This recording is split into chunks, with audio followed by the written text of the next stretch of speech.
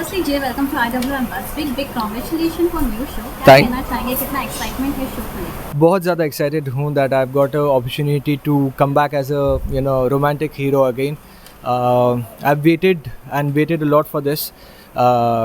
Definitely बीच में I was enjoying my anchoring a lot. 15 साल के बाद मैं वापसी कर रहा हूँ और लेकिन ऐसा नहीं कि मैं 15 साल तक नहीं करना चाहता था. बीच में एक वक्त आया था ड्यूरिंग कोविड टाइम या फिर उससे पहले मेरा ऐसा था कि I think I should come back to fiction show because कहीं ना कहीं लोग भूल जाते हैं कि मैं पहले एक्टर था और फिर एंकर बना था.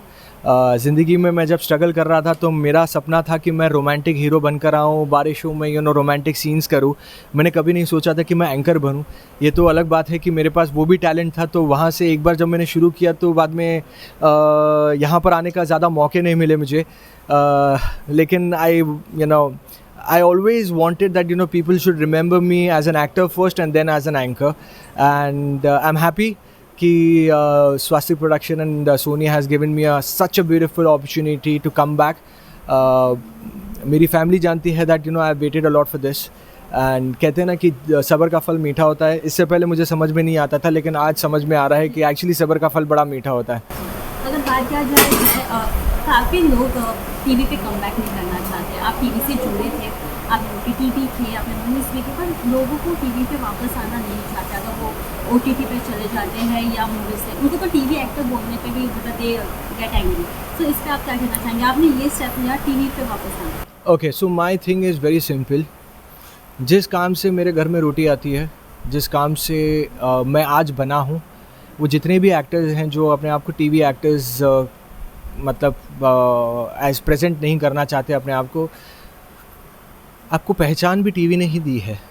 एंड क्या हो जाता है ना कि कभी कभी होता है ना कि एक बड़ी गाड़ी देख ली तो फिर में आपके पास जो गाड़ी रहती है आप उसकी वैल्यू करना छोड़ देते हैं. वैसा ही ऐसा हो गया है कि of course people want to grow, even I want to grow, but at the same time मेरा यही है कि I will never ever in my life मैं कभी भी टेलीविज़न शोज़ या टेलीविज़न एक्टर्स को डिग्रेड नहीं कर सकता. बिकॉज एट दी एंड आज मैं जो भी हूँ, मेरा नाम जो बना है वो एज अ टेलीविज़न एक्टर पहले बना था, फिर एज एन एंकर बना था.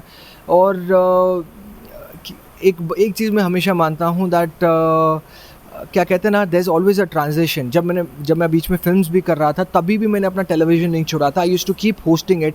देयर टीम्स जो कहते थे कि I think you should be away from television, I think you should be away from television. But मेरा मानना यही था कि मुझे जितने भी फिल्में मैंने की थी वो मुझे टेलीविज़न एंकरिंग की वजह से ही मिली थी. मैंने 2 फिल्म्स किए थे जिसमें एक में तो जो जज थे वही उस फिल्म के डायरेक्टर थे, तो उन्होंने मुझे ऑफ़र किया तो मुझे काम मिल गया था. तो जिसे ऊपर वाले ने कहते ना कि जो ऊपर वाले ने लिखा है उसे कैसे ना कैसे करके मिल ही जाता है. उसके लिए आप ऐसे कहेंगे कि टेलीविज़न एक्टर या टेलीविज़न शोज़ नहीं करना, डेफिनेटली सबके अपने अपने चॉइसेस हो सकते हैं. मैं ये कह सकता हूँ कि कुछ ऐसे शोज़ हैं जहाँ पर आपको ऐसा लगता है कि I can't see my self doing this, वो ठीक है, उसके लिए कोई प्रॉब्लम नहीं है. लेकिन there are shows on television जो धीरे धीरे वो ट्रांजिशन हो रहा है and people are making that effort. And specially not because I am working with Sony but मैंने सोनी के काफ़ी सारे शोज़ देखे हैं.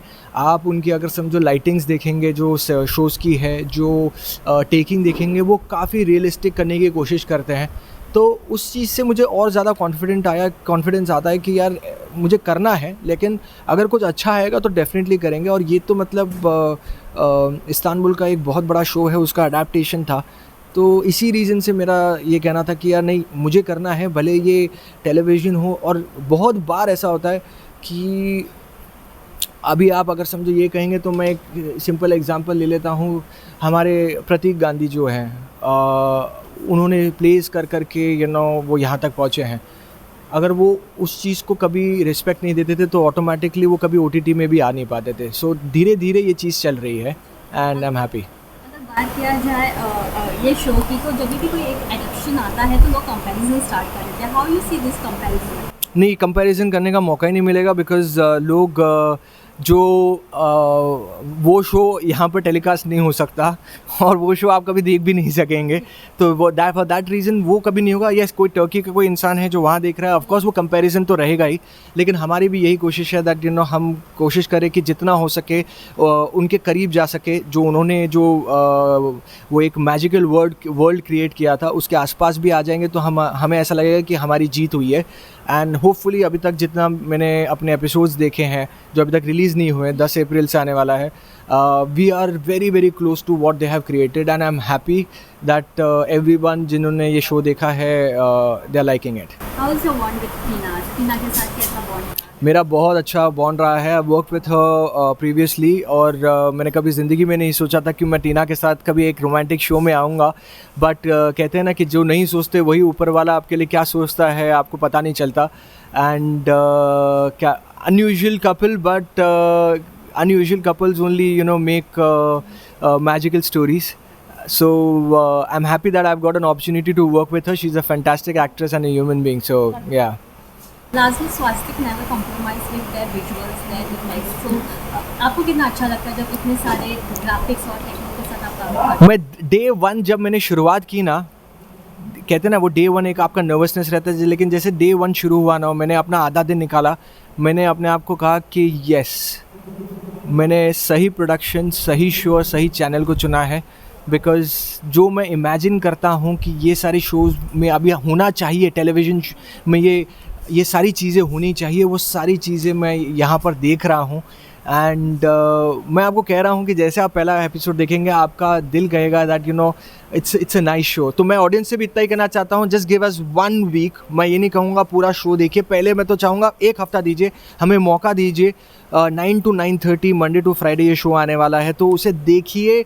1 हफ्ते के बाद अगर आपको हमने रीजंस नहीं दिए हैं रुकने के लिए तो आप बेशक जा सकते हैं, लेकिन प्लीज़ हमें 1 हफ्ते का टाइम दे दीजिए जहाँ पर आप रिलीजियसली उसे पूरे समझिए, क्योंकि 1 हफ्ता आपको समझ में आएगा कि ये कहानी क्या है। एंड ये कहानी भागती है, मैं बता रहा हूँ, ये दौड़ती है, इसीलिए आपको बड़ा मज़ा आएगा। दैट ये ऐसा नहीं कि हम ड्रैग करने वाले हैं एक स्टोरी को। We are going Pesi story है, बहुत क्विक स्टोरी है, जो आपको पहले एपिसोड से ही पता चल जाएगा। Thank you so much, Jay, for giving your precious time and all the best. Thank you so much.